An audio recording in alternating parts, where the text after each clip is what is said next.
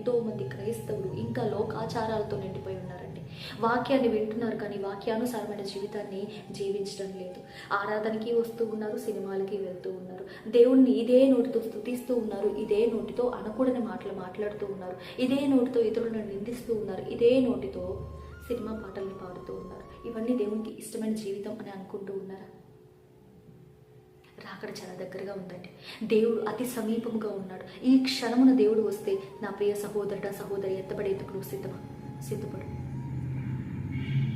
ఒకవేళ ఇప్పటి వరకు నీలో పశ్చాత్తాపం అనేది లేకపోతే, మారు మనసు అనేది లేకపోతే, ఇప్పటికీ కూడా నువ్వు నామకార్థమైన క్రైస్తవుడిగా నువ్వు జీవిస్తూ ఉన్నట్లయితే దయచేసి రోమీయులకు రాసిన పత్రిక 12వ అధ్యాయం 1వ వచనంలో చెప్పిన ప్రకారముగా సజీవ యాగముగా మీరు మీ యొక్క శరీరములను దేవునికి సమర్పించుకొని ఏం చేయాలండి? నూతన పరచబడాలి, రూపాంతరం పొందాలి. మీరు అది ఎప్పుడు సాధ్యమవుతుందో తెలుసా? మీరు మారు మనసు వచ్చినప్పుడు. ఆ మారు మనసు ఎప్పుడు